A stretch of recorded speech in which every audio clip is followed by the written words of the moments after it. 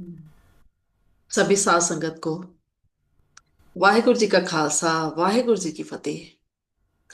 जैसा कि हमारा स्वाध्याय चल रहा है सया हत्तो बाबा नानक बुक का, तो हमने पिछले सेशन के दौरान सुना था कि जो काजे के मक्के के बड़े काजी हैं रुकनदीन जी, वो क्योंकि अब गुरु नानक साहब को मानने लगे हैं, तो इसलिए उन्हें शहीद कर दिया जाता है, छाती तक उन्हें मिट्टी में दबा दिया जाता है। और उसके बाद चलते हैं अब पीर ताजुद्दीन साहब अपनी पुस्तक सयाहत तो बाबा नानक फकीर में लिखते हैं कि मक्के से अलविदा के समय करुणा निधान सतगुरु जी के विछोड़े में प्रेमियों ने बहुत रुदन किया। तो बाबा जी ने अपने हाथ की आसा जो कि उनके हाथ में होता था, वो उन्होंने यादगार के तौर पर उनको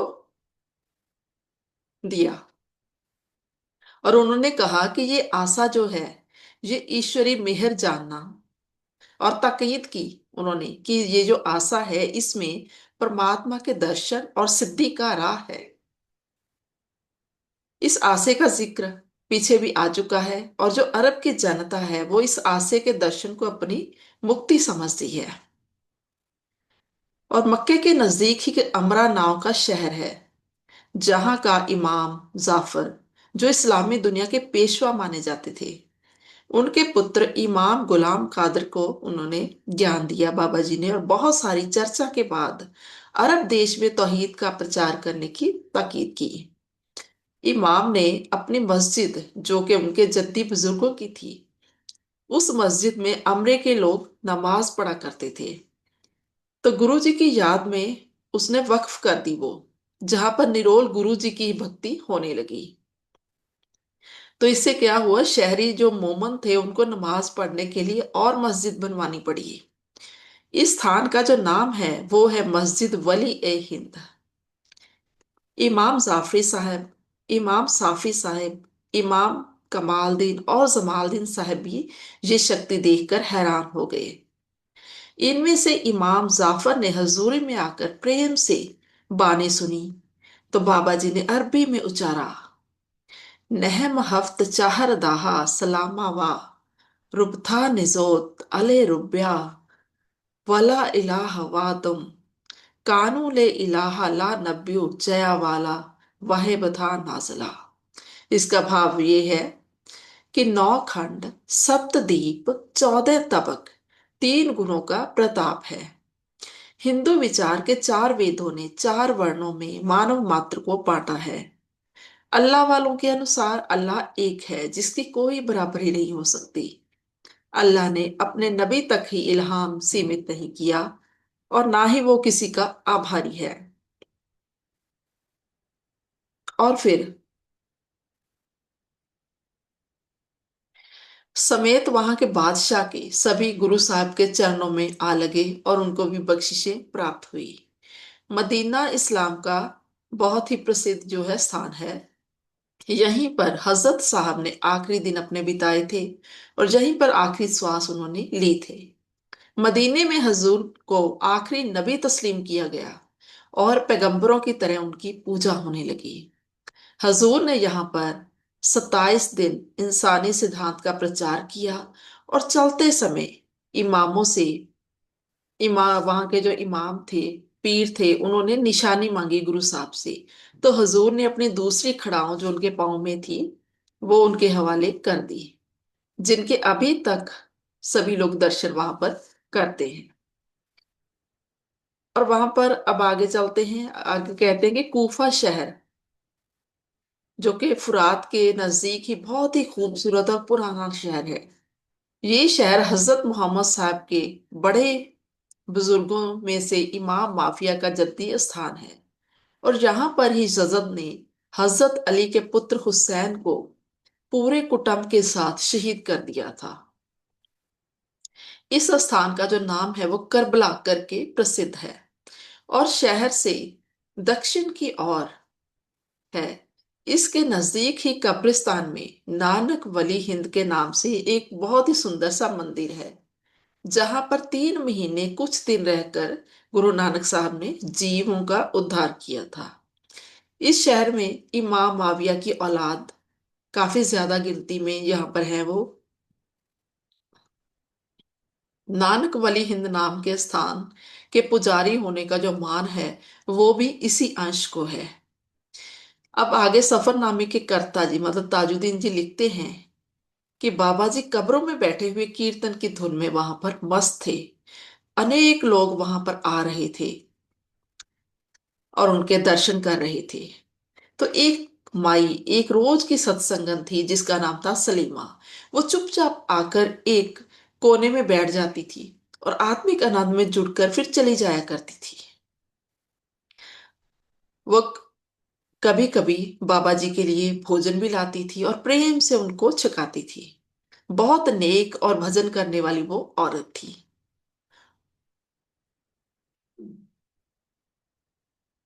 गुरु साहब लगातार कहते हैं कि उनको आजमाते रहते हैं जो कि उनके मार्ग के पांदी बन जाते हैं, यानी उस उनके रास्ते पर जो चलते हैं तो गुरु उनको आजमाता है। एक दिन सलीमा गुरु नानक साहब की संगत करते हुए गुरु जी के कुछ नजदीक बैठ गई, जहां पर उसको ऐसा शांत चित वातावरण प्राप्त हुआ और उसकी समाधि लग गई वहां पर। और उधर सूरज जो था वो डूबने जा रहा था। तो गुरु साहब ने ताजुद्दीन जी को कहा कि इस बच्ची को कहो कि अपने घर चली जाए। तो ताजुद्दीन जी कहते हैं कि मैं हैरान था, क्योंकि आज तक बाबा जी ने इतनी गहरी ध्यान मगनता में अगर कोई व्यक्ति जाता था तो दखल अंदाजी वो करते नहीं थे। कभी भी वो कहते नहीं थे कि इसको उठाओ। लेकिन ताजुद्दीन जी कहते हैं कि अब हुक्म था बाबा जी का, तो मैंने धीरे धीरे से उसको बुलाया। तो सलीमा जो है वो सावधान हो गई और थोड़ी हैरानी पूर्वक उसने अपनी आंखें खोली और गुरु जी की तरफ देखा। तो गुरु जी ने उसको आदेश दिया कि बच्ची अपने घर जाओ और जल्दी जाओ। जाने से पहले उसने बाबा जी के चरण स्पर्श किए और चरण स्पर्श करते ही ज्योति अंदर प्रकाश ही प्रकाश जैसे चल पड़ा। उसने अपने घर की तरफ कदम उठाए ही थे कि गुरु साहब की परिक्रमा की उसने और बोली, मुझे यकीन है कि मेरा पति घर वापस लौट आया होगा। मैं कल को उन्हें भी साथ में लेकर आऊंगी।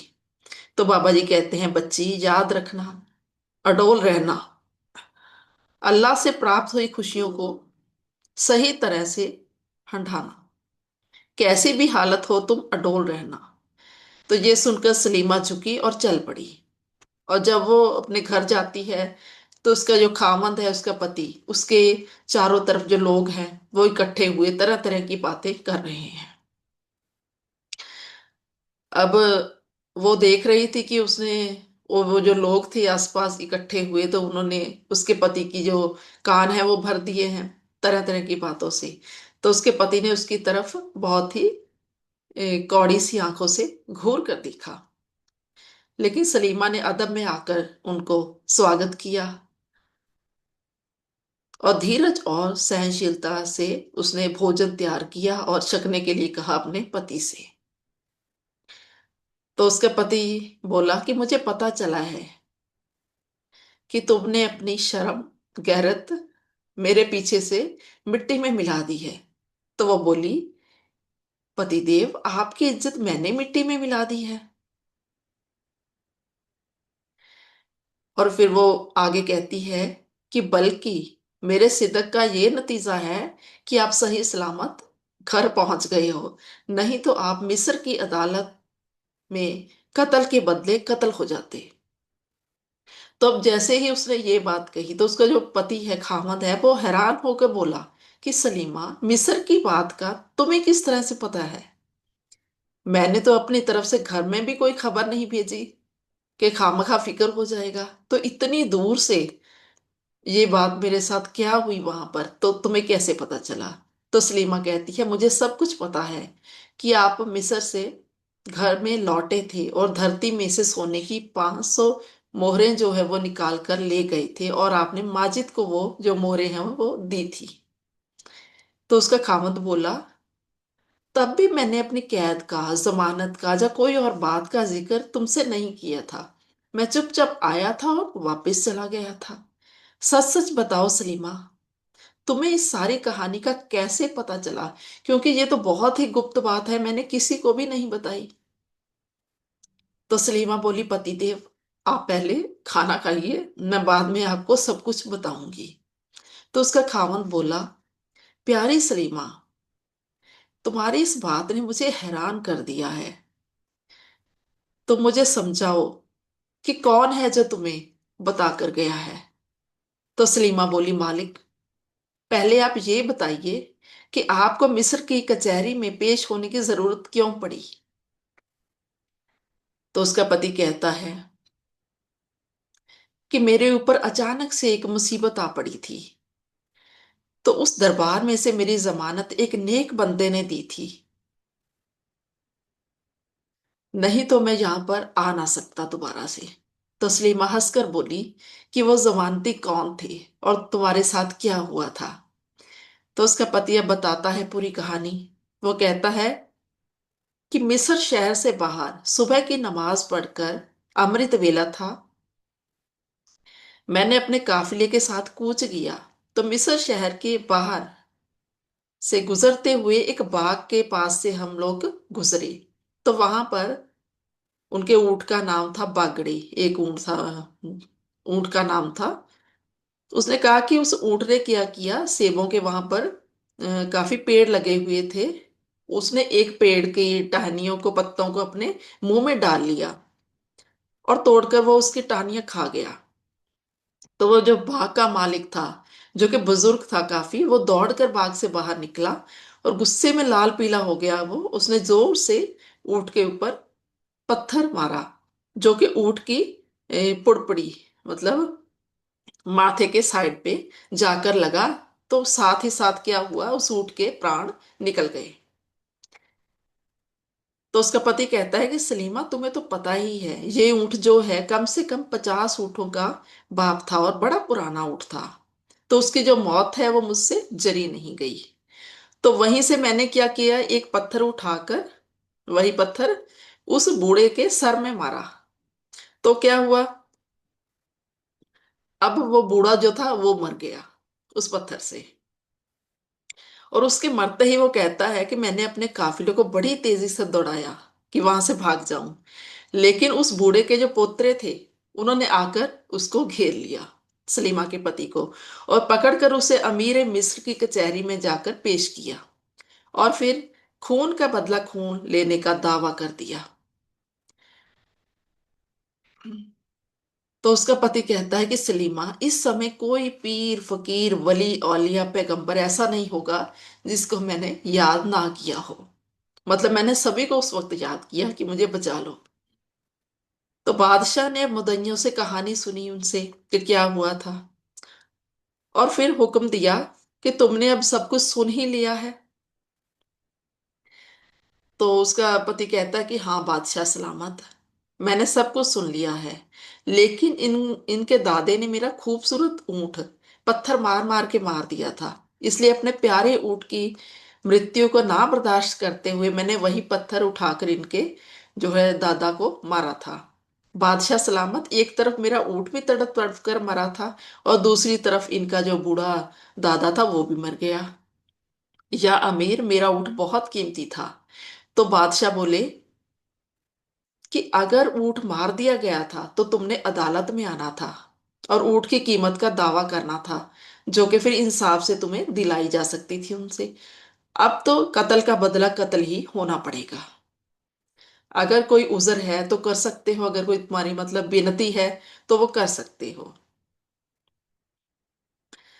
तो अब सलीमा का पति कहता है कि इस विपदा के समय मुझे और कुछ नहीं सूझा। मैंने केवल ये अर्ज की कि हे बादशाह सलामत, मुझे इस्लामी कानून के आगे कोई उज़र नहीं है, लेकिन मुझे 3 दिन की मोहलत दीजिए, क्योंकि मेरे ऊपर जिम्मेदारी है यतीम बच्चों की अमानत, जिनका मेरे सिवा और कोई भी नहीं है। उनके हवाले करके ठीक तीसरे दिन मैं आपके आगे हाजिर हो जाऊंगा। मुझे दीन के हुक्म के सामने कोई उज़र नहीं है। तो ये सुनकर बादशाह ने कहा कि 3 दिन की जमानत देकर तुम यहां से जा सकते हो। तो वो कहता है कि दरबार उस वक्त खचाखच भरा हुआ था, पूरा दरबार। बादशाह का हुक्म सुनकर सभी मेरी तरफ देखने लगे। कि बादशाह ने फिर कहा, क्यों भाई, इस सभा में तुम्हारा कोई वाकिफ है जो तुम्हारी जमानत दे सके? तो सलीमा का पति कहता है, मैंने बड़ी ध्यान से सभी और पूरी सभा की तरफ देखा। इस परदेश में अब मेरा कौन वाकिफ हो सकता था? हैरानी से वो कहता है, मैं इधर उधर देख रहा था तो एक कोने में सफेद कपड़ों में बहुत ही सुंदर चमकते चेहरे वाला एक पुरुष बैठा मुझे दिखाई दिया, जो मेरी तरफ बड़ी गौर से देख रहा था, मानो वो कह रहा हो कि मुझे चुन लो। तो सलीमा का पति कहता है कि मैंने अपनी दोनों बाजुओं उस तरफ करके बादशाह को कह दिया कि ये नेक मर्द मेरी जमानत देगा। तो बादशाह ने उसकी तरफ देखकर उससे पूछा कि क्या तुम इस कातिल की जमानत दोगे? तो उस नेक पुरुष ने, वो कहता है, इनकार नहीं किया, बल्कि उठकर उसने कहा कि मैं इसका जिम्मेदार हूं। अगर वादे के मुताबिक ठीक तीसरे दिन ये हाजिर ना हुआ तो इसकी जगह मुझे कत्ल करके कत्ल का बदला जो है वो लिया जाए। तो इस वाक्य के बाद सलीमा का पति कहता है कि मैं अपनी तेज ऊँटनी के ऊपर सवार होकर घर पहुंचा, यतीमों की अमानत हवाले कर गया था। सलीमा, ये वाक्य तब मैं अगर तुझे बता देता तो शायद तुम मुझे यहां से फिर वापस जाने ना देती, इसलिए मैंने बताया नहीं। और जब तक मैं ये सब कुछ करके मुड़ा, वादे के मुताबिक मिस्र नहीं पहुंचा, तो उस नेक मर्द की पाक सूरत मेरी आंख से ओझल नहीं हुई। उसकी पाक सूरत की कशिश ने मुझे वेले सिर कचहरी जा पहुंचाया था, और मैंने भी प्रण कर लिया था कि ऐसे नेक आदमी की जान जोखिम में नहीं पड़ने दूंगा। तो खुदा की मेहरबानी ने, वो कहता है, मुझे ठीक उसी वक्त पहुंचा दिया था जब कचहरी खचाखच भरी हुई थी। मुद्दइयों ने बादशाह को कह दिया था कि वो शख्स वापस नहीं आएगा, वक्त गुजर चुका है। बल्कि हिसाब के अनुसार 3 दिन से ये घड़ी ऊपर की ओर जा रही है। हमें व्यक्ति के खून का बदला जामन से दिलाया जाए। तो वो कहते हैं, इधर वो नेक मर्द बादशाह के सामने अपनी छाती ठोक कर कह रहा था कि मैं हाजिर हूं, इनको जरूर बदला दिलाया जाए। तभी जो था सलीमा का पति, वो कहता है कि मैं अपनी ऊंटनी से उतरकर अचानक ही भरे दरबार में जा पहुंचा, और वक्त सिर पहुंच जाने के कारण बादशाह ने मुझे आफरीन बुलाई, और हाजरीन भी जो थे वो भी शाबाश शाबाश कहने लगे। तो आगे कहता है सलीमा का पति कि खुदा जाने बादशाह के दिल के ऊपर पता नहीं क्या उस वक्त असर हुआ। कुछ सोच विचार और चुप के बाद बजाय कत्ल के मुझे हुक्म सुनाया गया कि तुम्हारी नेक नियति और तुम्हारे जामन की नेकी इस्लाम की दरगाह से तुझे बरी करती है। तो सलीमा खुशी से बोली, मालक, जिस नेक सूरत ने आपकी जमानत दी थी, उस शक्ल से आप उस शक्ल को मतलब आप तो जानते ही होंगे। तो उसका खामद बोला, हाँ जरूर, लेकिन उनका मिलना बहुत मुश्किल है, क्योंकि मैंने वहां से बरी होकर उसे बहुत ढूंढा, लेकिन वो कहीं भी मुझे मिले नहीं। मैंने बहुत लोगों से भी पूछा, लेकिन लोगों ने भी कहा कि हमने तो उसे कभी देखा ही नहीं। एक बार तब देखा था जब तुम्हारी जमानत दी थी उसने, और दूसरी बार आज देखा था जब वो जमानत के तौर पर आए थे यहाँ पर। तो हमें भी नहीं पता वह कौन था। तो वो अपनी बीवी से कहता है कि मुझे तो ऐसा लग रहा है जैसे नबी पाक ने, मतलब अल्लाह ने ही मेरी मदद की है। तो सलीमा चुप थी और अंदर ही अंदर वो खुश हो रही थी। और वो अंदर ही अंदर कह रही थी कि मुझे तो हुजूर ने पहले से ही कह रखा था कि एक दिन की पुत्री तेरे मालिक को सूली का हुक्म था, मतलब फांसी का हुक्म था, लेकिन मिस्र के दरबार से बचा लिया गया है।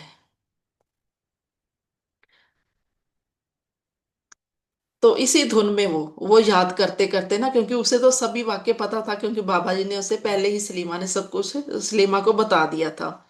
तो वो क्या है, इस धुन में क्या है करने लगी, सत करतार सत करतार। तो ये करते करते ही वो समाधि में जाने लगी। उसके नेत्र जो थे मस्त हो गए। तो उसको देखकर उसका जो खामन था उसको बड़ा भय लगा, बड़ा डर लगा उसे देखकर। वो बोला, सलीमा, ये तुम्हारी आंखें, तुम्हारा शरीर इस तरह से क्यों हो रहा है, और तुम ये क्या पढ़ रही हो? तो सलीमा ने मुस्कुराकर कहा, मालिक, सूरत की पहचान आप कर लोगे ना? तो उसका खामंद हैरान होकर कहता है कि वो सूरत जिसने मुझे मौत से बचाया है, उसको मैं कभी नहीं भूल सकता। तो सलीमा बोली, हमने भोजन तो कर ही लिया है, अब ऊँटों को संभाल लो, नौकर देखभाल करेंगे, मैं आती हूँ। तो मालिक उसका बोला, कहाँ चली हो तुम? तो वो बोली, अल्लाह लोगों के दीदार के लिए देर हो गई है, मैं अभी आई।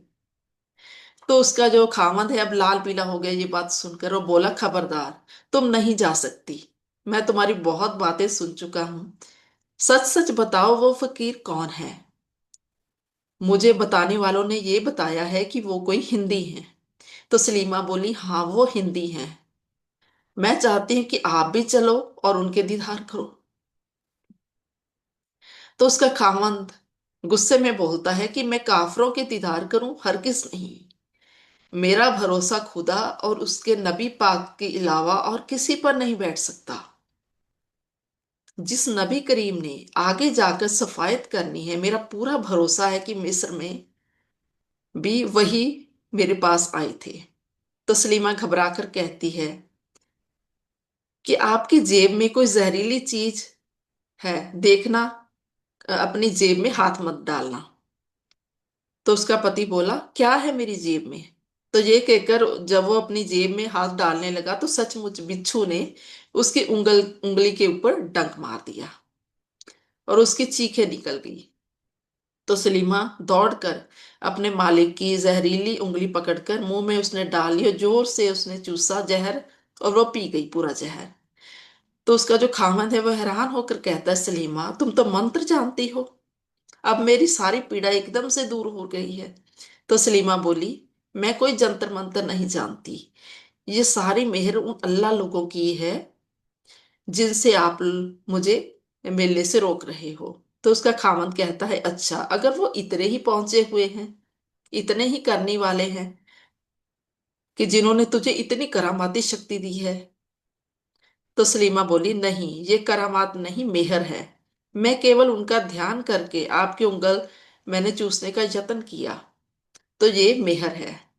तो उसका खामद बोला, सलीमा, ऐसे वली अल्लाह लोगों के पास मुझे भी लेकर चलो। चलो हम मिलने चलते हैं, ऊँटों और नौकरों की फिर आकर हम संभाल करेंगे। तो वो कहते, दो पहर ढल चुके थे। सूर्य भगवान अपनी आखिरी किरणें संसार जीवों को दे रहे थे। तो वो चल पड़ते हैं दोनों बाबा जी को मिलते हुए। जब शहर से बाहर कब्रिस्तान के खजूरी जंगल से गुजरते हुए करीब 50 कदमों की ही दूरी रहती थी बाबा जी के पास जाने से, सलीमा सलीमा कहकर उसके पति ने आवाज मारी उसको। तो सलीमा पीछे मुड़कर क्या देखती है कि उसका पति हैरान होकर बाजुएं खड़ी कर कर कह रहा है कि ये वही है, ये वही है जिसने मेरी मिस्र के शाह के आगे जान नहीं दी थी। तो ये कहता हो वो पागलों की तरह दौड़ पड़ा और हजूर के चरणों पर अपना सिर रख दिया और जोर जोर से वहां पर रोने लगा। तो इस तरह से सफरनामा के जो करता है ताजुद्दीन जी, वो लिखते हैं कि इस रब्बी जोड़ी ने फिर बेअंत सेवा की बाबा जी की। अपने घर के कामकाज से, कारोबार से, वो जब भी उनको समय मिलता था वो हमेशा सत्संग में आकर जुड़ जाते थे। तो इस अमीर प्रेमी जोड़ी को देखकर वहां कूफे की जनता का, बहुत सारी जनता जो थी वो भी बाबा जी के चरणों में लग गई और उनको मानने लग गई। तो इस तरह से ये था आज बहुत ही सुंदर सा स्वाद है साथियों। मुझे इतने प्रेम से सुनने के लिए आप सभी का बहुत बहुत शुक्रिया। वाहिगुरु जी का खालसा, वाहिगुरु जी की फतेह।